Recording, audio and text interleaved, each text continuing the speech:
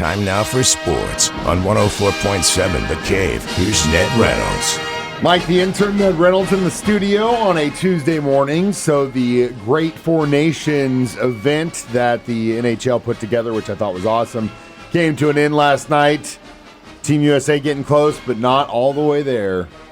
Well, the interesting thing about it is, that was the regularly scheduled part of it. Now, the championship is set for Thursday, and the USA and all it's four nations. It's called the Four Nations Face-Off.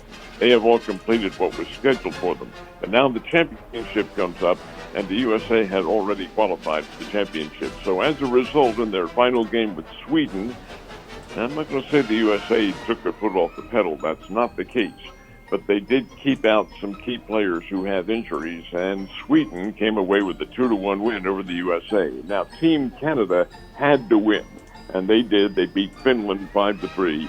So that sets up the championship game coming up on Thursday night in Boston, and it'll be the USA versus Canada again for the championship. Already played once, and the USA won it 3-1 in Montreal. This time, the match will be played at the TD Gardens in Boston. That's the old Boston Garden, and it'll be a lot of fun. Big house, it'll be packed house. This is a really interesting concept too. I like what they've done. It certainly beats all of the other All-Star games. Maybe the baseball All-Star game still has some flavor to it, but all the others are really virtually meaningless. This one is not. This is the Four Nations face-off with one nation not competing, and that's Russia. They were not invited because of the war in Ukraine.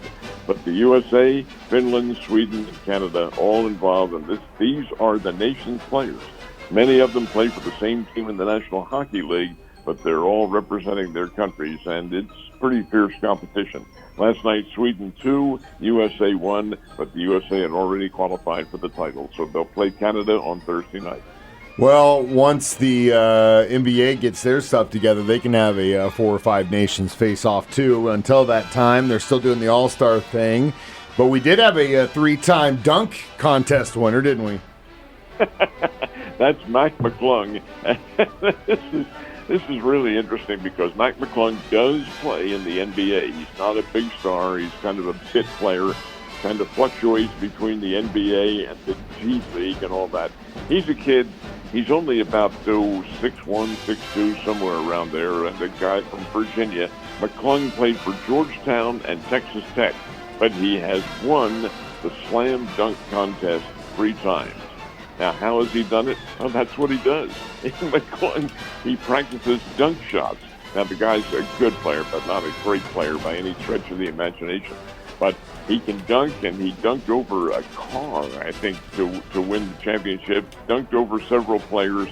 It's just one of these unusually skilled individuals who's been able to leap high and perform acrobatics in midair. It really is an interesting story. Mac McClung, and he's a 3-time NBA dunk champion. That is right. Yeah, and again, kids, this is a lesson for you. Even if you can't be good at everything, find that one thing you can be good at and exploit that. And this guy is an example of that. Now, when are these leagues actually going to get back to the regular season? They begin Saturday.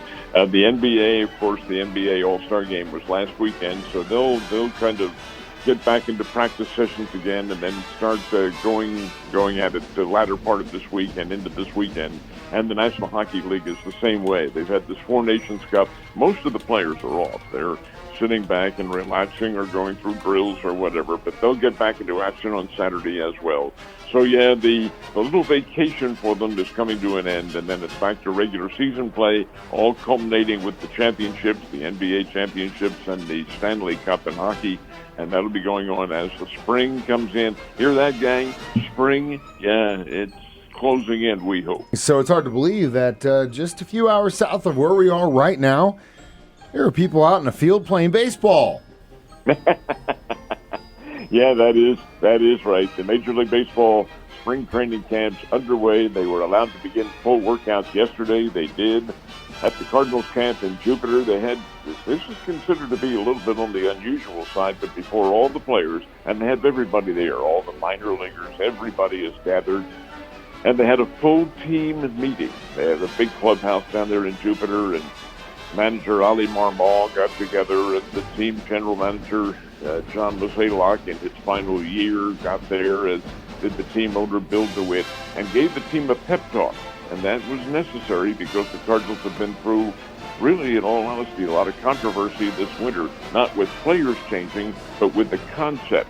The Cardinals say, hey, we're in a rebuilding mode, and that's what we're going to try to do. Well, the owners of the team and the managers of the team all said, yeah, that may be, but we're going out to win. And they do have Nolan Arenado in camp, and he is wearing a Cardinals uniform, at least for the time being. So that concept of it did go on. Now, out in Kansas City, actually in Surprise, Arizona, the Kansas City Royals extended the contract of their general manager, J.J. Piccolo, and extended him through 2030, and they gave the team manager a little bit of an extension too. They picked up his, what they call the option, and with Matt Cafaro, they picked up the option through 2026.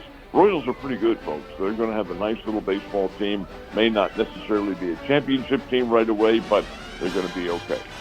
And again, that just means we're getting closer and closer to the start of baseball. But before that, got to finish up the college basketball season. We got about a month left of that before we get into conference, and then, of course, the big dance in the middle of next month. Where are we sitting as far as the top 10?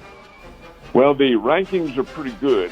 Back with the men, Bruce Pearl's Auburn Tigers continue to be number one in the Associated Press college ranking. Associated Press is considered to be the beacon for the top teams in the country. Now, the teams have decided out of the court, but Auburn they're pretty doggone good. Number two, Alabama over the weekend, and Auburn beat them up pretty good. So there's a new number two team, and that is Florida, followed by Duke, which did win last night, Alabama, Houston, and Tennessee.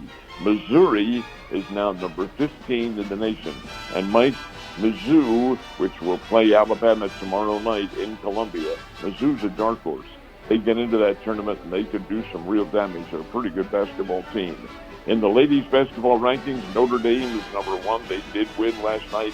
Texas second, followed by UCLA, Southern Cal, and Connecticut. And Connecticut, Gino Auriemma's team rises one more notch in the rankings after blasting national champion South Carolina on Sunday. So, yeah, we do have some pretty good action going. Absolutely do. Any key games last night? Well, there were a couple of them. Keep in mind now, University of Utah is now in the Big 12 Conference. This is they're completing their first year in. So they have kind of an unusual schedule in which KU and K-State, who are traveling partners, play in Salt Lake City within 48 hours of each other. Utah beat KU out in Salt Lake City on Saturday. Last night they played Kansas State, K-State, and Utah won it again, 74-69. That home court they have up there, the Huntsman Center, is pretty doggone good. So they've got a win. That was Utah over Kansas State. Duke, which is number three, I should say, defeated Virginia 80-62. And in a most unusual Missouri Valley Conference game, Missouri Valley doesn't usually play on Monday night, but they did last night with Northern Iowa beating Murray State 74-67. The game was to have been played Sunday in Murray, Kentucky, but they had power outages. So the game was moved to Nashville, and they played it last night. Ned, you have a wonderful, safe, and warm day, and I'll see you tomorrow.